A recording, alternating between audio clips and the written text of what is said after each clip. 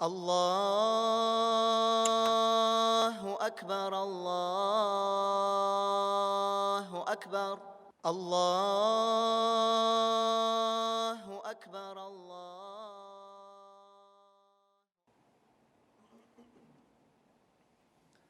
إن الحمد لله نحمده ونستعينه ونستغفره ونعوذ بالله من شرور أنفسنا ومن سيئات أعمالنا. من يهده الله فلا مضل له ومن يضلله فلا هادي له. واشهد أن لا إله إلا الله وحده لا شريك له. واشهد أن محمدا عبده ورسوله صلى الله عليه وعلى آله وأصحابه. يا أيها الذين آمنوا اتقوا الله حق تقاته ولا تموتن إلا وأنتم مسلمون. يا أيها الذين آمنوا اتقوا الله وقولوا قولا سديدا يصلح لكم أعمالكم ويغفر لكم ذنوبكم ومن يطع الله ورسوله فقد فاز فوزا عظيما. أما بعد. Hiç şüphesiz barcha maqtov hamd hamsana bizlarning Robbimiz, Xo'jamiz va tarbiyachimiz Allohga g'ina loyiqli. Shahodat kitaram Allohdan boshqa ibodatga loyiqli haq iloh yo'q. Muhammad Abdullah ularning so'nggi elchisi va payg'ambari. Hurmatli jamoat, alhamdulillah Allohning rahmati bilan mana yangagina Ramazon g'oyitin biz uzdirgan edik. Birga jiyilishib masjidlarimizda namoz o'qib, endi masjid qarshida bo'lgan parkda bayram etgan edik. Endi mana tag'in bir g'oyit bizni kuta qarshimizda, Qurbon g'oyiti. Musulmonlarning ikki g'oyiti bordir. Shularning birisi Uraza g'oyiti, ikkinchisi bu Qurbon g'oyiti. Şolay etib Allah subhanahu wa ta'ala belgili bir kunlarni, vaqtlarni ayırıp ko'rsata, ikkinchilardan üstün qila. O'z qullarına şu dünyada sınav meydanında nindidir g'ibadat türlerin yükli alarga farz qila. Va bu yuqqagina tugul hiç şeksiz. Allah subhanahu wa ta'ala bizga narsagina yüklemesin, nindigina gamel g'ibadat qilarga buyurmasın. Anın bar nindidir hikmeti. Ve ol g'ibadatlar kişini terbiyeler için yüklengen bulup tura. Anı biz görürüz. Eğer de qarasak, ay boyu biz uraza tutabız. Ve nersege bizni uraza yürütü, ol sabırlıkka, ol şükür itirge bulgan nimetlerge, rizıklarga. Zekat Allah subhanahu wa ta'ala yükledi kişiye malından sadaka çıgarını özün şu kişini yumartlıkka üretir için, özünün malına beylenmez için, kungilin hüsütlükten, gıcıplıktan, hem malını suyudan çistartır için Allah Teala yükledi kişiye sadaka birine. Ve bu kurban gayeti de, kurban çala biz yılına bir mertebe, anın hikmeti nersedesin? Allah subhanahu wa ta'ala bit ul mallarga muhtaç tugil. Ul akkan kanlar da, ul çalıngan itler de, alar birsi de Allah Teala'ga bir nindi fayda kitirmi. Ve çalınmasa ana bir nindi ziyan da kitirmi. Lakin maksatı hikmeti nersedesin? Ul da bizni terbiyeli. Hem bu dünyada bulgan bir hakikatni bizge eriştire. Bu dünyada Allah subhanahu wa ta'ala qaide itip ornaştırdı, hem hakikat bilgiledi. Eğer de ol şul cemaat. Eğer de biz Allah Rabbimizin rizalığın, anın merhametliliğin, anın suyuun ve mehabbetin, anın yerdemin bu dünyada ve mengelik cennet bakşaların ahirette telibiz iken, nerse işlerge? Anın için bizge kirek kurban kılırga. Kurban kılırga özümüzün süygen nerselerini. Bolsun ol mal mülket, baylık, tirli, tırışa, kesip itesin, işliysin. Andan soň şuşu yaratkan malını, baylığını sin kurban kılırga tiyişsin. Allah yolunda, Allah rizalığı için din üçün başqalarga faydaga seni çıgarıp birige tiyirsin şuşu mal mülketini qurban qılasın seni. Yeyse özüңнің qadirli bulgan gümürüngni, vaqıtыңni her biribizning bu dünyada vaqıtı şikli, yaşlik vaqıtı bar, güçlü, kuvvetli bulgan şaklar. Hem şuşu vaqıtni, şuşu gümürünü de kişi qurban qılırga tiyiş. Özünün nindir işleri bar, uyda gailesi, balaları bilen vaqıtını uzdurası kile meselen yal günni, yeyse qaydır yal itirge baraga tili. Amında ana ayteler, meşitke kileli mında iş var. Allah Teala'nın yurtunda hizmet itirge kirek, yerdem kirek sininki.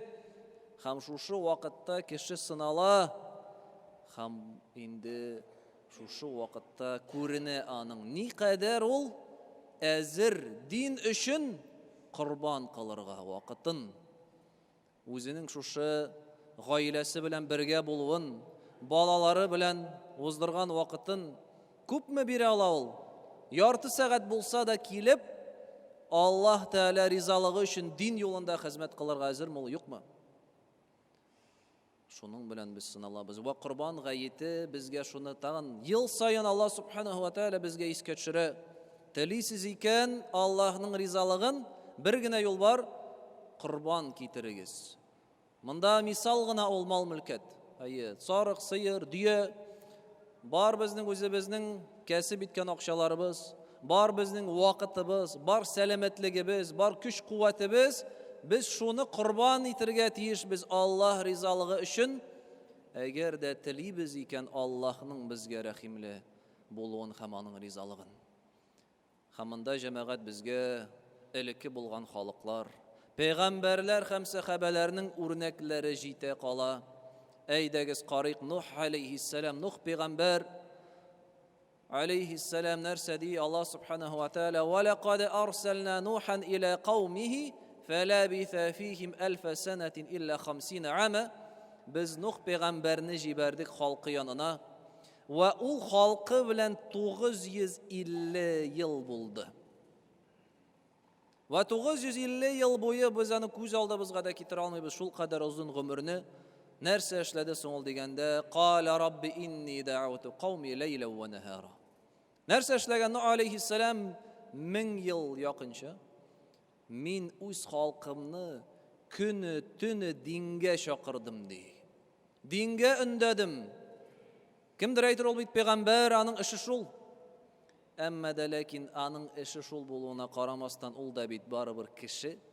Ol da arı, anın da bar gailesi, anın da bar balaları, anın da bar şuluk bakşası bolsun, anın da bar özünün işleri. Olana muhtaç. Lakin ağa qaramasdan 950 yıl ömrün Nuh aleyhisselam qurban qıla. Nerse için? Allah rizalığı için kişilerine dinge şakıra. Büyük sahabe Ebu Hurayra radıyallahu anhu anı bilmegen Müslüman kişi yok. Çünkü ol en köp hadis getirgen sahabe. Peygamberimizin sallallahu aleyhi ve sellem'nin sözlerin, gamellerin bizge eriştirgen kişi Ebu Hurayra 5374 hadis getire. 5374. Bizning aramızda eli 100 hadis kine bilişi var mı? Ol 5374 hadis. Peygamberimiz bulay aytdı, bulay işledi, şunda bardı, tigiley qıldı deyip, şuşu haberlerini ol bizge eriştirdi. Hem Peygamberimiz sallallahu aleyhi ve sellem isen vakitte hatta gaile de qurmay. Ne için? Şuşu ilimden mahrum kalması için. Gailege birilip şuşu işni kaldırması için ol gaile de qurmay. Her vakit Peygamberimiz sallallahu aleyhi ve sellem bilen bula. Hamanın sözlerin kitireler. Ebu Hurayra aytdı. Siz aytasız di. Ebu Hurayra köp hadis getirgen dip. Hiç şeksiz biz Allah yanına qaytaşakbız. Hem aytken sözler için cevap tutaşakbız. Minim di Medine'de yaşavşı kardeşlerimni, ansarlarını, alarının hürme bakşaları, gilim alıdan mahrum kaldırdı di. Endi Mekke'den koşunup kiluşu mühacirlerini di, alarının sevdeleri mahrum kaldırdı. Min ise di, Әгәр дә корсагымда, бүгенгә җитәрлек ризык бар икән, корсагым аш булмаса, шуңа канәгать булып, вакытымны гыйлем алуга багышладым ди. Аның да бәлки теләкләре булгандыр. Гаилә корырга һичшиксез. Башка ниндидер мал-мөлкәтне арттырырга, ләкин аларның барысында ул корбанга китерә. Берсе дә кирәкми. Менә аның максаты. Гомерен корбан кылды гыйлем алуга һәм гыйлемне бирүгә. Һәм гомумән әгәр дә карасак сирага, пәйгамбәребезнең тарихына андый мисаллар бик күп. Карыйк мөселманнарны Мәккәдә яшәгәндә. Мәккәдә яшәгәндә мөселманнар әз, аларга динне тоту авыр. Аларны газаплыйлар, аларга каршы киләләр. Һәм шул исәптән диннәрен саклап калыр өчен алар күченүгә мәҗбүр була. Һәм беренче күченү кая дип уйлыйсыз? Гомумән шит илгә, диңгезнең икенче ярына, Хәбәшә, Эфиопия иленә. Анда бернинди танышлары юк, бернинди якыннары юк, ләкин алар җыелышып яшәгән йортларын, булган якын туганнарын, дусларын, мал-мөлкәтләрен калдыралар, корбанга китерәләр дә, динне саклыйбыз дип, үзебезнең мөселманнарыбызны саклыйбыз дип, бөтенләй икенче илгә күченәләр. Бу беренче. Аннары күбе бөтенесе Мәдинә шәһәренә күченеп китә. Һәм Мәдинә шәһәренә килгәндә бер нәрсә юк, яшәр урыннары юк, ашар ризыклары юк, кәсеп, мал-мөлкәтләре юк. Ләкин алар нәрсә өчен шунда күченде соң? Аллаһның ризалыгын өмет итеп, дин юлында корбан кылдылар.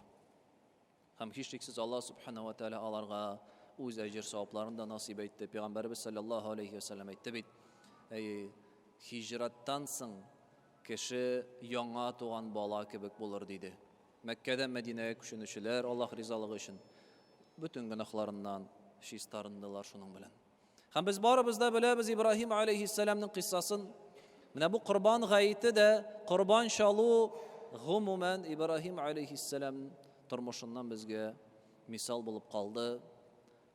Беренчедән Аллаһ субханаһу ва тааля аңа үз хатынын Хаҗар һәм әле яңа туган, әле күкрәк сөтен имүче улы Исмаилне әмер итә шүлдә. Су да юк, ризык та юк, кеше дә юк, шунда алып барып калдырырга әмер итә. Һәм Ибраһим алейхиссалам буйсына.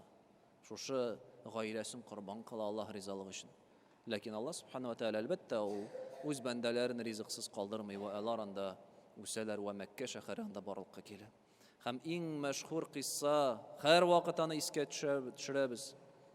Үз улын корбан кылырга Аллаһ субханаһу ва тааля аңа буйыра. Һәм нәрсә дип әйтә? "Қала я бунайя инни ара фил манами анни азбахук." Үз улы янына килә дә әйтә: "Эй улым," ди, "Мин төштә күрдем сине корбанга китерүемне, шалуымны," ди. Күз алдына китереп булмый җәмәгать. Кемнең балалары бар, кемнең әле малай кеше ул бөтенләй кадерле әти өчен. Ул нәселне дәвам итүче, аңа зур өметләр багланган.